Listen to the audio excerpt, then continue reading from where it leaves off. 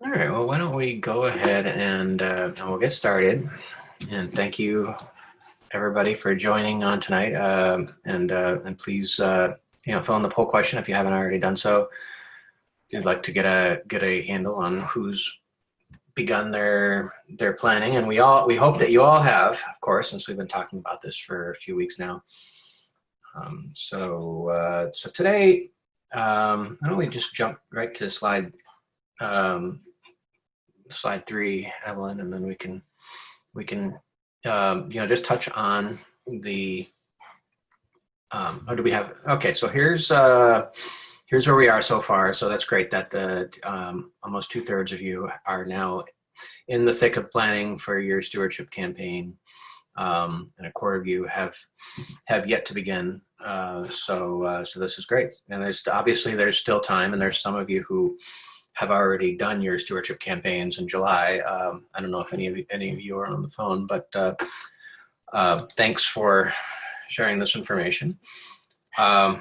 So what we'd like to do today is to just continue along the planning process and talk about where we should be right about now, the important things that we should be considering and thinking about as we're moving into September. Always mindful of the fact that we might need to adapt, especially in light of what's going on with our ability to get together and be in worship services together. So the stages of the campaign that we've been talking about, the defining of the goals, the planning, the actual delivery of the plan, and then finally the reporting of the results. So we'll continue to touch on the first few parts of this, and then as we get into September, we'll hope to continue walking you through the execution and moving forward with the plans. So defining the goals, this is we talked about this before, and so this is hopefully where you've already begun this process. You've completed your own goal setting and you've gone through the exercise of where do you want to be, what are some of the things that make you unique, and what are some of the ways that we can use this program to accomplish things and goals that we've set for ourselves, whether that's financial security or membership growth or doing more mission work, programming for the youth, reaching out to those who have fallen away. While at the same time thinking about where how are we viewed as within the community? What are some of the challenges? What are some of the things that we'd like to do better? What are the things that we do really well? So hopefully this is a process that you've all undertaken. We really encourage you to just make this part of the early committee work so that everybody's on the same page.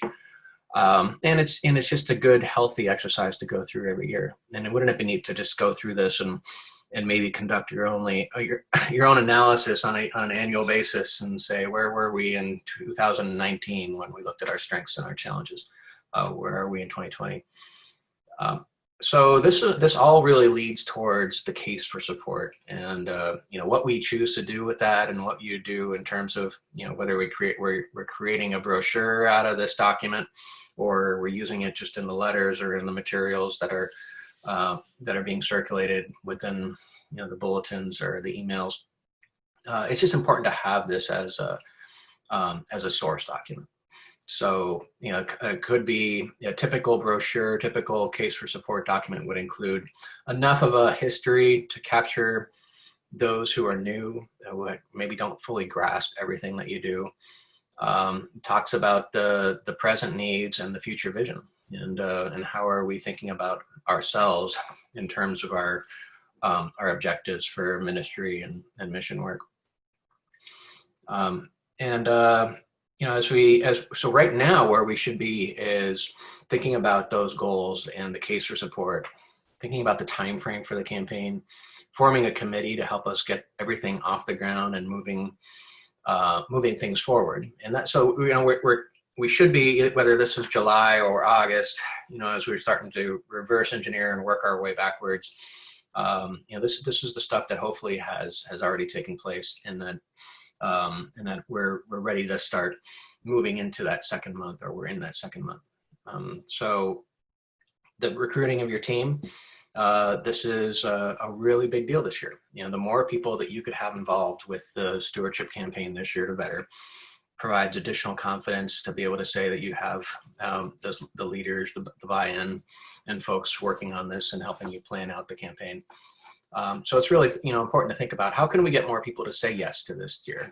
And so hopefully this is something that we're all giving a lot of attention to, and getting new people involved, whether it's drafting the case, hosting our virtual events that we might be having, or in-person events. Giving testimonials would be great. Doing additional outreach, making phone calls. Those are all really important things, and great ways to involve people, especially if they don't feel like they want to be involved from on a long-term committee. Additional ways that we can think about using and engaging volunteers this year. This is something from the Reimagined Consecration Sunday document, which is going to be circulated this week to everybody. So we're happy to say, thanks to Father Dave and his team, we've been able to just reimagine the way that consecration could work, especially in light of the pandemic and our inability to get together exactly the way that we always have. So as we think about this, volunteers could be really important for just being enthusiastic ambassadors. That's always important. They could, you should be thinking about is just how can we get, first off, the rector, our priest in charge, to buy in on this, and other ways that folks can really take the leadership role and be out front. A guest speaker, that's another thing that we want to think about as we think about the ways that your volunteers, your committee can help you right away. Is who maybe they can start doing some of that outreach and bringing in guest speakers if that's the plan, the model that you'd be following. The campaign related communications and executing that, planning it, making sure everybody's acknowledged. That's an important thing. So if we have a chance to do a personal note, a thank you card, whatever it is, it's a great way for the committee to be involved, and more towards the end, of course. Following up with those people who pledged for this year that we're in, who didn't respond. So these would be our live bunts last year, but not this year's. So that's an important thing that they can help with as well, just to call people up and say, we're coming towards the end of our stewardship campaign, and wanted to see if you'd be able to respond. We're so grateful for your support last year. And then to help with with the thanking and the acknowledgement and the celebration. That's another thing that we really shouldn't lose track of. Volunteers could help us in that way, and so as we think about ways that we can get more people to get to yes, think about these as ways that you can get people on your committee. From our TENS resources, that if you haven't had a chance to check it out yet, they have these additional resources for in a virtual environment. This is a way that we can get people involved, people who can give a testimonial virtually, have some of these, if you're having weekly meetings, and invite speakers to come, asking a member to moderate a conversation on Zoom, like we would for a coffee hour. So there's additional ways that we can think about ways to get people involved and engage, especially as we're thinking about doing this virtually this year, and thinking of different unique things that we can try. Additionally, as we're asking our volunteers and our committees, our stewardship committee, to help us plan, this is the goal setting part of this is really important, to set a goal and keep to it. So to set a goal and announce it. This is what we're aiming for this year, and get full buy-in from the committee, and share that with the congregation, and say that we're building towards Sunday before Thanksgiving. We hope everybody will participate. Our goal is to have X number of pledges, or this percentage of households participating. Maybe set a goal for our average pledge over the past 3 years has been this And we're hoping through this program, this year's campaign, to get to this, to grow it. Or to perhaps and as this is a really a pertinent one for this year, so many of you lost your revenue as it came to, as it pertained to rental income and events, things like that. So perhaps setting a goal for pledges as a percentage of the overall revenue would be an important goal to set for the congregation, and have everybody strive to. We're normally at 85%, and this year we hope to bring that to 90%. Another thing to really think about, and even though we're planning for what October and November are going to look like, to really just keep going and take it into the new year, and take it through the spring, so that you can then get on a recurring pattern of talking about stewardship once a month, or just to have that be part of the education process. So we have the things that we know are coming up, the announcements, the emails, the letters, the homilies that'll be taking place in October, November, as we get into the testimonials and guest speakers, the events, the actual commitment process. And then in December, you're celebrating and reporting. The thanking and the reporting can continue on. And as we get to, especially as we get to the annual meeting, we start thinking about our vision for next year, and the budgeting process, and then discernment, and then you get back into April and May, and that's when you should start forming the committee and getting a team together, so that the planning can start early, and hopefully by next year we're in a place where we can get back to a regular routine of the way that we'd like to do our in-person gatherings, but still getting that planning started so that we can make next year as effective and important and impactful as possible. As we continue in our planning, this is right where we are now, the month before September. This is where we should start planning, getting the materials written and prepared so that they're ready to be printed next month, and start announcing that the stewardship campaign is coming. So if you're not meeting in person yet, just use your Zoom at one of these upcoming weekends, and make sure that that's part of the announcement process. If you haven't already, send out an email saying this year our stewardship campaign will take place the weeks of, and let them know. And then put in there, what some of those important goals and metrics are, and why. And I think there's a lot of things that we can learn from the past 6 months. And we should definitely, use some of that and talk about how we're a stronger community than we ever thought we were, and everybody came together. This is terrific, but we're also vulnerable, and having these pledge commitments really saved us, and it's so important that we have this going forward. I think you can really tailor this message, and use this to encourage greater support and continued growth. So our materials, these are the things that should be thinking about, planning for when.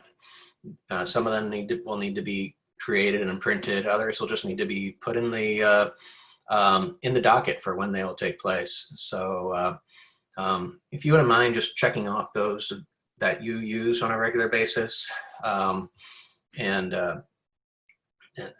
we have the obvious things, like the things that go into the bulletin. But then, as you're helping to prepare your presentations, you have the testimonials, you have the homilies. Then probably more specific is, do we have a case for support or a brochure that's getting used? So we'd love to hear from you if you wouldn't mind checking these off. And even if you're not quite sure, just check out the things that you've seen perhaps in your time as a participant. And we have some examples of some of the brochures that we look forward to going over and discussing in a couple of minutes. But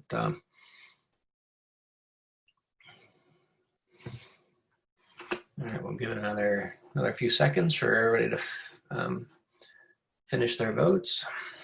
And so interesting that, as I see people filling in, that the wow cards are not a thing, but you know, that's actually a TENS product, and we talked about this last time. That TENS wasn't actually something that a lot of congregations are using. So here are some of the things that you are using. Just about everybody's doing a stewardship homily. Request letters are obvious. Pledge cards, pledge forms are obvious. And it's the other things that, you know, half of you are using brochures. Nobody's using the wow cards. You use, like, if you have a chance to just go on and look at all the things that TENS has.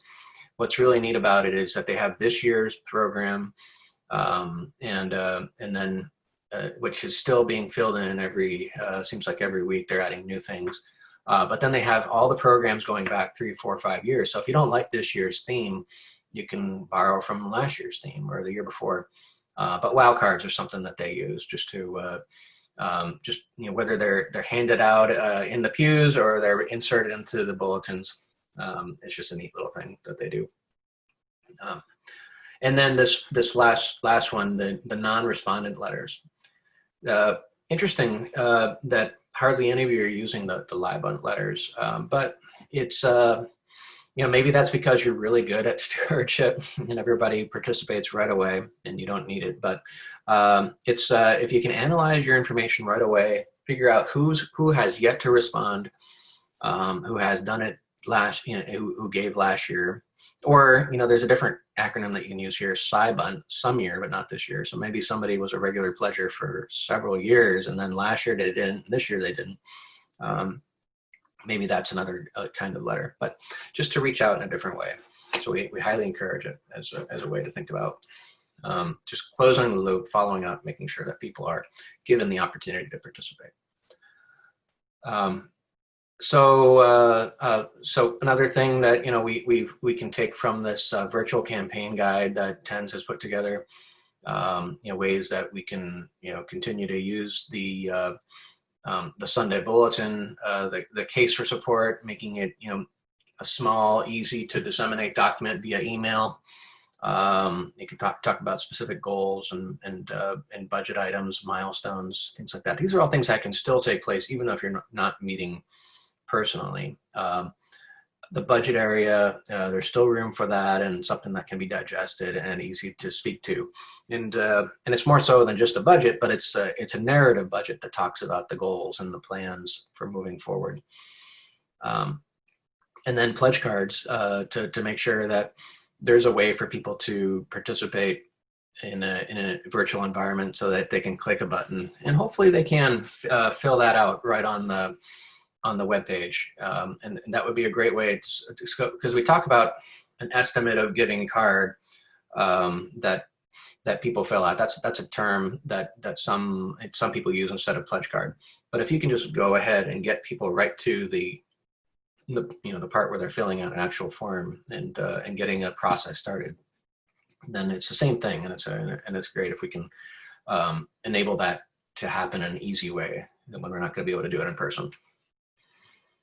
So we talked about brochures, and we're grateful for those of you who have presented over the past few weeks and given various examples.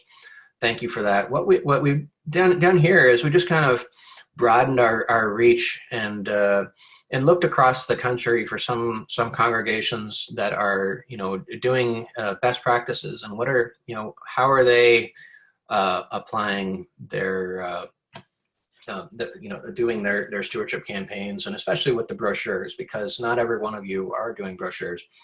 Some of these are pretty glossy and sharp looking and fancy, and you don't have to do them this way. But you know, think about some of the things that these have. You have your budget items that seem to be the common themes on these three. But you know, there's one on the right side here where they have some frequently asked questions. That's something that we see quite a bit of. There's just you know, this middle one that, you know, just kind of a narrative that talks about the budget, the proportional giving, and having somebody fill out their own estimate of giving, as you see on the left one, the step chart also on that left one. So a variety of examples here of things that you could do if you know, think about the style. You have these are kind of booklets that would be stapled together or done, 11 by 17 folded in half. The next page has something that's a little simpler to follow, which is, we call this a placemat style. I don't know if that's an official term, but if you think about it, your placemat at the table, it looks kind of like that. That size, you fold it in half and you have yourself a little brochure. So this one these are a single document, basically a one-page document that folded in the right way makes it look like a 4-page document. Doesn't take a lot of time to lay it out. This St. Chrysostom one is fairly simple in its layout, and I could see the person who did this on their PC or their Mac might have done this in about 20 or 30 minutes. So it doesn't take a whole lot of time to do it, but it's still effective. It talks about the budget, and then the inside flap there, what keeps you coming back. That's all just kind of the inspirational stuff, the spiritual that gets people to why I am committed to the stewardship way of life. And then this one on the right has the FAQs as their key theme for the brochure, and it has a letter from the rector. Doesn't really get into the money much at all in terms of pie charts and budgets like that, but still, it's really neat. And the fact that you have so many pictures, you can't go wrong by putting pictures that, the first thing people are going to do is they're going to look for themselves, they're going to look for their friends, and then they'll read the document. But it's nice to have that diversion so that it doesn't go straight to the text. So if you can break it up a little bit and have some graphics, that's a neat way to do it. And then this third style is the trifold, which is probably something that you're familiar with, because I think most congregations use trifolds for just about everything. So these are the way they're laid out are it basically front and back. But so you can see the top part of it is what would be on the front page, and then the bottom part would be on the back. But it's still, you have some nice bolded text, breaks things up, has some various sections. The middle one has that proportional giving, and they're challenging people to look at that central, that's a highlighted area. So that was a goal of theirs to make that happen. I love this one on the right, the lower right, myths about pledging to St. John's, kind of different from the FAQ. So there's a variety of ways that you can look at this. And as always, we make these presentations available and put them up on the financial section of the website. So you'll have of the diocesan website. So you have a chance to look at these as examples in the way that you're thinking about it. So it's not too late to put together a quality brochure. And more resources from TENS. They have a section on tips for writing a stewardship letter. So as we mentioned, it's a good resource to go to, borrow examples that they have. They have templates, but they also have this as a resource for things that you should think about as you're writing your own letter. Use short words, simple sentences. Make the asks several times. So it doesn't mean that you're asking for a specific amount several times, but it's would you give, can you give by, and just making it clear that we really need their support. Highlight the benefits of giving and the end result. So you can't go wrong there by talking about the impact. Various examples, things like that you should think about as you're writing the letter. And this is the model that we have, that New Consecration Sunday follows, TENS follows, is one of, you have several letters. You have the introduction letter, but then you have the request letter later on. Some of you might not even be using the request letter, and you just kind of put it all into that introduction letter. But I think it applies to both of these letters, and if you can think of ways to make them impactful and make sure that it's very clear what you're asking. The pledge card, we talked about this before, that there's the practical things that you'd want to think about, just about getting everybody to really think about the annual amount. I intend to give it this way, so that you can do your own budgeting and find out how they're going to give. Those are the basics. Those are the things that we should all be doing, and asking people how they intend to fulfill their pledge, and really encouraging online giving whenever we can. But maybe use this as an opportunity to gather more information. I'm interested in serving on a committee. Please contact me. I'm interested in supporting a special project, the elevator, lift project, the boiler, the parking lot, or something like that. Maybe that's something that you've talked about before, and people want to do that in addition to their annual pledge. And then plan giving. I'm interested in receiving more information about remembering the church in my estate plans. And that's something we should all be thinking about and talking about, reminding folks that that it's an option, and it's just a terrific benefit to the church and to you. And we've talked about the tithe chart before, and the tithe chart's very useful, and it's informative, and it helps get somebody to a proportional amount. This is another way to think about ways to get somebody to think differently about their giving. So this is the step chart that we talked about maybe a month ago.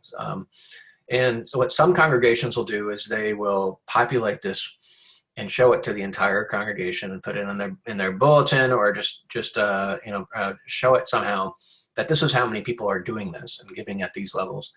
But another way to use this is to ask somebody to think about, this is where I normally am, this is what I give now, and would you consider moving up a level? Would you consider jumping up to that next step or two? And that'd be great. So it's another way to think about this. If you want to put it in with your materials, in with your pledge card, on the back of your pledge card, however you want to do it.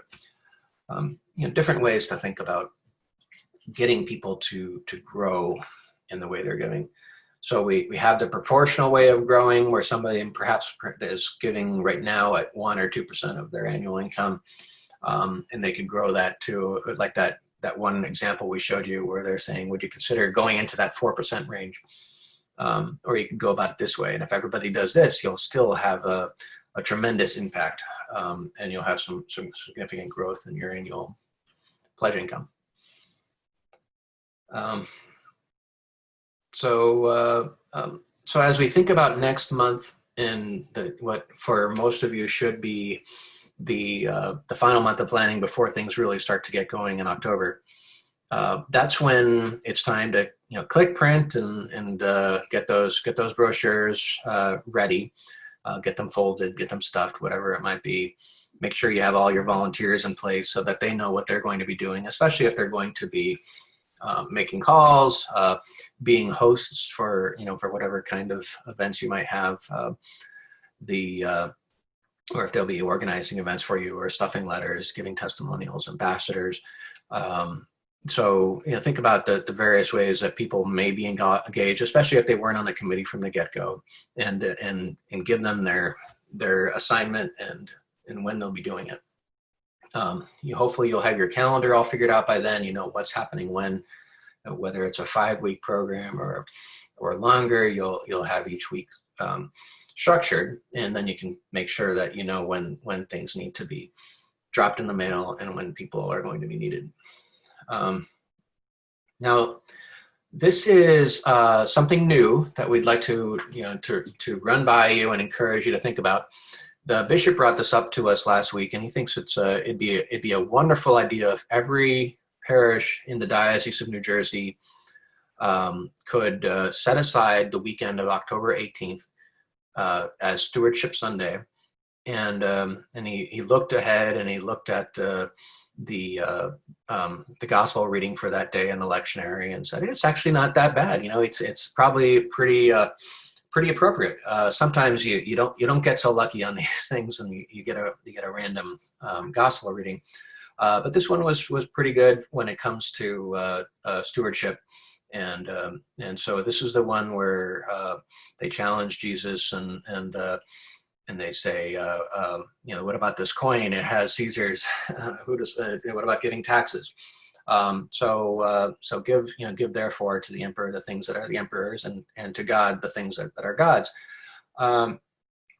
So he thinks this would be something that your priest in charge, your rector, would be able to preach about on that weekend. This doesn't necessarily be the one that your guest speaker preaches on, but it could be if you're able to get the guest speaker for that weekend. But this would be, in addition to, hopefully. And so we highly recommend you think about this, and we'd love for every congregation to plan it now. Hopefully this is enough time. And then what we'll be doing is we'll be circulating some suggested speaking points for those homilies, so that it'll make it a little easier on the preparation side for your celebrant. But this is also something where it'd be neat for everybody to understand and hear, and that this is happening across the diocese, and we are all taking stewardship. We're putting a major emphasis on it this year, and we're all going to be working together on this. So we encourage you to think about this, bring it up to your rector, your priest in charge, and think about planning ahead. It gives us a couple of months to make it happen. And more information will be forthcoming. Other things that we love for you to think about is we talked about clergy involvement last time, 3 weeks ago when we met, and it was a theme that came up. It was a question that was asked, and there wasn't unanimity on this. But we think it's important that the more involved your priest in charge, your rector is, the better. And there's no rule out there that says they can't know about money. We've confirmed that with the diocese, with the bishop, and everybody. But it doesn't necessarily mean you have to go from never knowing and that being a steadfast rule to knowing everything. There could be gradients of involvement. But we definitely encourage you to think about ways to get your clergy more involved in stewardship, and then grow into that role, because it's important for him or her to really take that leadership role and be a part of the planning and the execution and the thinking. And if that thank you can have a very personal and a specific way of acknowledging somebody's generosity, it can be very powerful. Other things you might want to think about. Mm-hmm. Eric, sorry, I think Bishop Stokes actually said that he believes the rector should know who the donors are, should know some of the financial information. That should be something that he or she is aware of. Oh, okay. Yeah, and I think she's probably reminding everybody on the Monday calls with the financial resources group about that too. So that's good. Hopefully the message can start to get around. So other things, we talk about commitments of giving back those gifts that God has given us, and those are, there's so many gifts, but if we can give back a bit of our time, a bit of our talents, and a bit of our treasure, and make those the first parts, the first fruits, that really takes your stewardship to a whole new level. And so, to help with that is to have a ministry fair to remind people of all the ways they can get involved with their talents, and that they can volunteer and be engaged. And those things can have a very positive impact on the budget as well. If we can ease some of the burdens for the congregation to have to pay for some of those services, then that can also be a really important thing. Electronic giving, we just want to really encourage you to take this time, explore what your program can do, and if it can't do what you want it to do this year, to think about changing or adding on a new program. So in past seminars, we've talked about Banco as something that the diocese is using for its own electronic giving platform, and many dioceses and many parishes are using it. So think about that as a way to direct people to go straight to your website, click a button, fill out a pledge form online, and have that be automatic. That would be great. And then lastly, this is something that we really haven't talked about much this year, but you know, we're obviously talking about year-end gifts, and we're talking about you know, ways for people to give. There may be some people who haven't given anything this year, or haven't given a whole lot, or they're worried about their ability to give, or maybe they feel like there may be some people who really do look at the tax implications and say there's no, you know, benefit to me giving. It just remind them that there is a special year-end. There's within the CARES Act, there was an additional amount that people can deduct from their taxes, which is above the line. So everybody will be able to deduct this amount. I think it was $300 or $400, but it's just, you know, it could help if somebody wants to make an additional charitable gift at the end of the year. So look into that and think about ways that you might be able to remind people about that if you're looking for some place to make an additional contribution this year. So, all right. Yeah, I think we're small enough group, Eric, that we don't need to go into breakouts. Maybe we just discuss as a group. Yeah, I think that'd be great. I'm going to stop sharing so we can see each other. And I was just looking at the chats as they were coming in. So we're being discouraged from having paper. So so Wendy, when you mentioned that we're being discouraged from, does that mean like having paper in the pews? Is that what you're talking about? Or yes. Okay. Because Yeah. we've moved all our hymnals and everything out. Yep. And even though we don't have the electronic part of it, you know, for the putting the hymns and stuff up, they said when you do use bulletins, and we're not planning to even open yet. The earliest we may open is down in October. Yep. So, and they said when they do bulletins, they would give it to you when you come in, and you have to take it out with you. You don't want it left behind. Yep. Yeah. No, that's a very good point. What we're gonna do?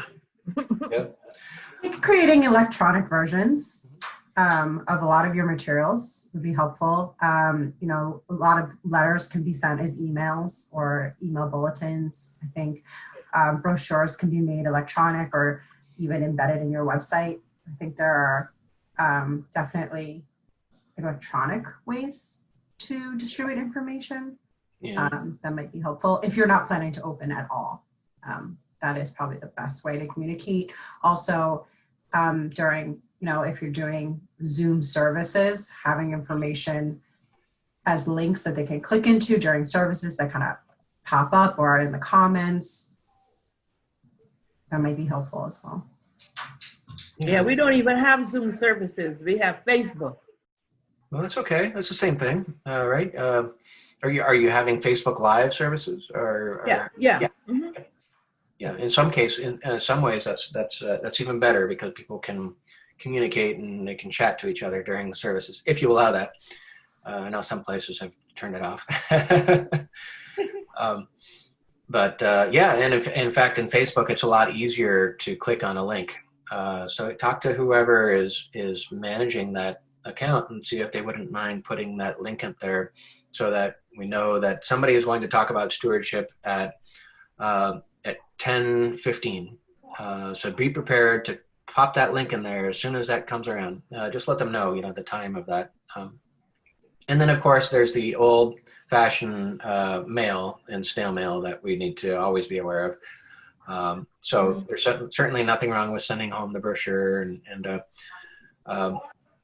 then, but yeah, hopefully you have an electronic, an email system in place where you're sending information, news updates, things like that you can take advantage of as well. Okay, thank you. Okay.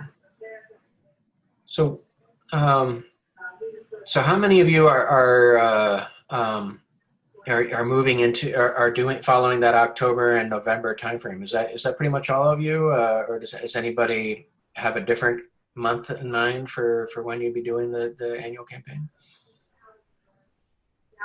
Yeah, this is Mary. It's on our schedule, certainly. With your help, thank you. Very well. So, well, good. So, and that's great. So, and we just think that it's so important to give it that several weeks of repetition. Have that structure in place where each week you're doing something and you're talking about it. And if it's spread over 5 weeks, it's really not that much, and it won't be too intrusive in that way. So we have time, and if you are going to send things out via mail, then you have September to make that happen. And some of these brochures that we talked about aren't all too fancy, so they can be printed on the church's photocopier or somebody's home printer if we need to, or send that out to Staples or something like that. How does everyone feel about the Stewardship Sunday on October 18th? Is that something that you could see fitting into the timeline of what you're doing? We know that everyone's not going to have the exact same start and end date for their stewardship drive, but we figure some people might be using that weekend as their Consecration Sunday, and some people might just be in the middle or even just starting.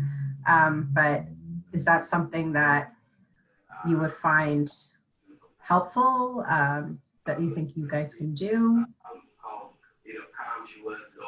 I think as long as this is Mary, as long as it's, agreeable to, clergy, I don't see any problem. It's stewardship season. So I think any time that homily is delivered, the message gets out. So I think as long as they're agreeable to it, should be fine. Because historically, for my church, we usually do it around then, like late October. So that fits right in with where we normally run the stewardship drive. Right. And when you're having that homily delivered, are most of you having your own clergy doing that, or do you have guest speakers do that, or is it a combination? How is that normally done? I hear the accent, so I know that she has a Caribbean American background. So this is Mary. We've never had a guest speaker. It's only been our clergy. So that's an interesting concept, but we've never had one in the past. Yeah, and that's unique to New Consecration Sunday. TENS doesn't subscribe to that model, so it's something that I think Herman Miller, he's the author there, came up with, and seems to be popular. But you certainly don't have to. No, but I think it's a great idea. Yeah. We've had a guest speaker, and it's in the past, and it's usually worked out quite well.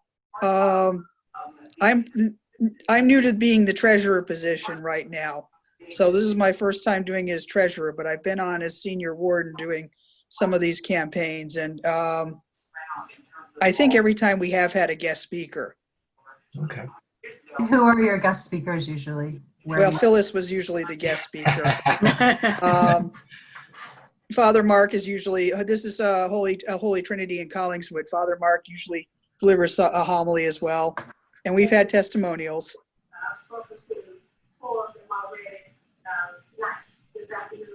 Yeah, we typically do our testimony, we call them ministry minutes, but maybe, and everyone loves them. They're well received. But I'm thinking this year, with COVID, we're not sure when we're coming back to meet, and many parishioners will not be there. So we're thinking of maybe there's a way to record them and then present them. Right. We're kind of thinking that through right now. Yeah. So this year is going to be a bit of a challenge, but we certainly want to include them again. Yeah, we're still working with our website and technology too, so we're not sure how we're going to do this yet. Mm-hmm. And you're still keeping up with the live streams? Yes. And doing those things. So yes, we've had a partial opening, but that's just been like services out on the plaza. Mm-hmm. Yeah. I think having a combination of in person and live stream is just going to be the way that we do things for a while now. And because there's, even if you are open, there's still going to be people who don't feel comfortable coming. So you'd want to make sure you're still providing that for them. So makes sense. I know, like, I'm up in Linden, and we now have all three. So we've opened for in person. They do the Facebook Live and the Zoom stream at the same time. Okay. They cover all of them, and we record all the readings. We record the music prior. So That's great. Are you seeing higher attendance than usual as a result? I think they found that with the Facebook, they're averaging about 14 or so during the service, but then people will watch it later. So I think by the end of the week, they're pushing upwards towards 50 that have seen it at some point. Okay. So, yeah, I wonder if some people who were there in person went back and watched it.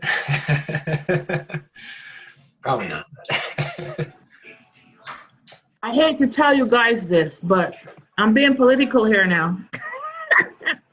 We're going to be competing with the voting campaign and the pledging campaign going to be running kind of close to one another. I don't know how many of you white churches do that, but we got to do it in our Black urban church. It certainly is something that's capturing a lot of the attention and sucking up a lot of the oxygen as far in the room. So that's where the discussions are. But people still, number one priority year over year is giving to their church. So we have to hope that that's going to always be the case. And they might just be a little later than they normally are. But the other thing is that the way that the calendar that we've suggested is this October 18th, would be for quite a few of you the first week that you're doing this. If you did it the week before, that's a lot of people are blessing the animals that weekend, and that's not the best time to really launch your stewardship campaign. So 18th is a pretty good starting point. Then you speak about it for the next 3 or 4 weeks. The election happens right there, but then maybe 2 weeks before Thanksgiving or the week before Thanksgiving, the election hopefully is over. I don't know. That's funny. And hopefully you have people's attention back. But I think the mid-November or around there is probably the time to have the commitment process. That seems like a good time of year. We get closer to Thanksgiving, you can really talk about a giving out of gratitude in a different way. So we highly encourage November and mid to late November as the weeks to do that. So hopefully that helps. But yeah. So honestly, I can't see ours starting much before after November 3rd. Yeah. Historically speaking, if you look at philanthropy as a whole, not just among faith-based or religious institutions, but just across the United States, election years have not impacted it as much as people think. A lot of philanthropists they view they're giving to like those types of organizations as separate from their philanthropy. It's almost like they've learned to compartmentalize those two things. So it's not always a big dip.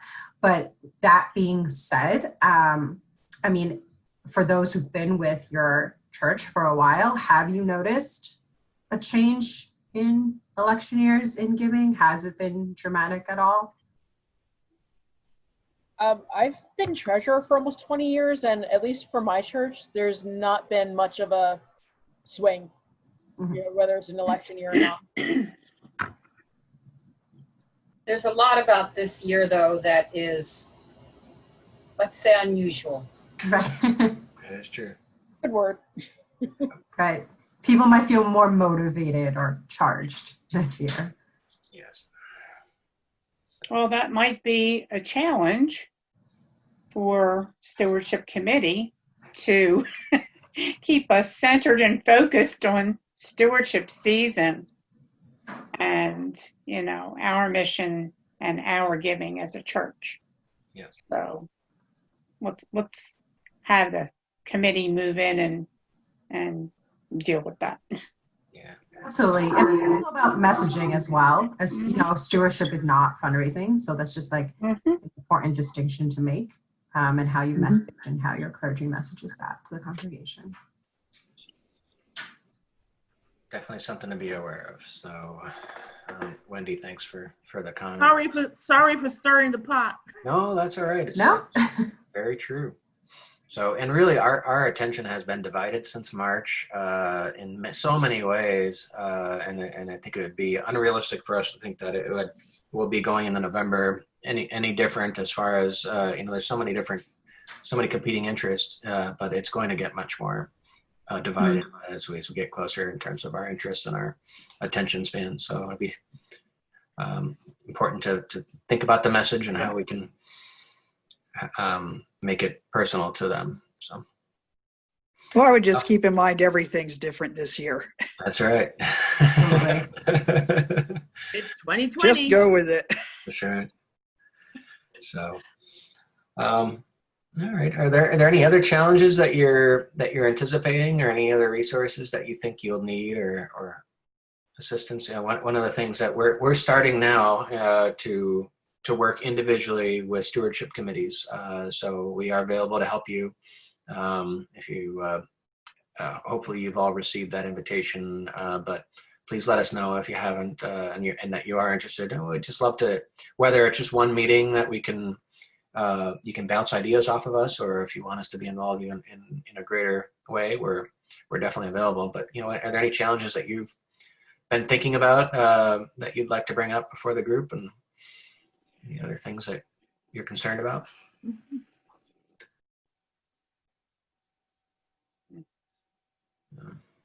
Okay, but yeah, like I said, if we can be of assistance in I think the one thing that we might be able to help you with is meeting with your committee and just giving them a little bit of a I don't know if it's a gentle nudge or whatever it might be, just confidence boost, something like that. That if you think about these various steps, they will work, and if we can offer some additional confidence, then great.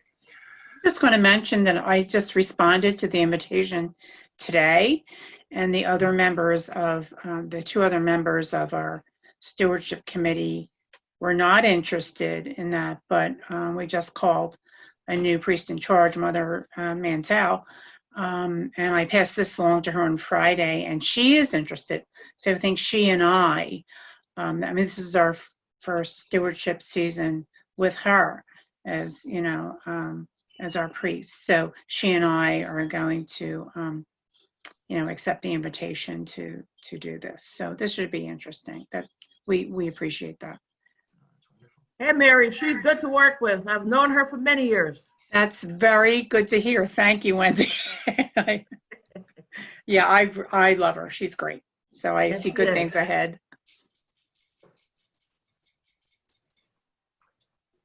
Mary, I did receive your email, so I will respond with a few dates and times that work on our end. Great. Get back to you. Okay, thank you.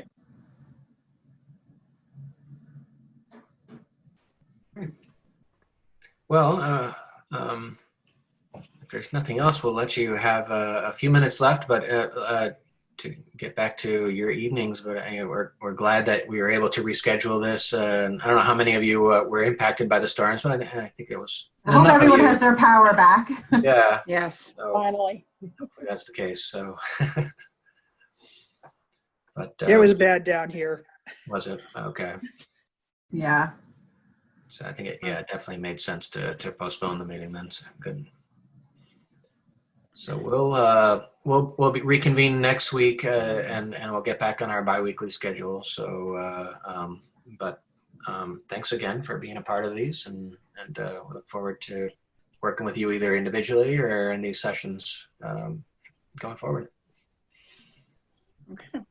Thank you, everyone. Thank you. Thank you. Thanks. Have a good night. Good night. Night. Thank you for your time and good night. You're Good welcome. night, Ben.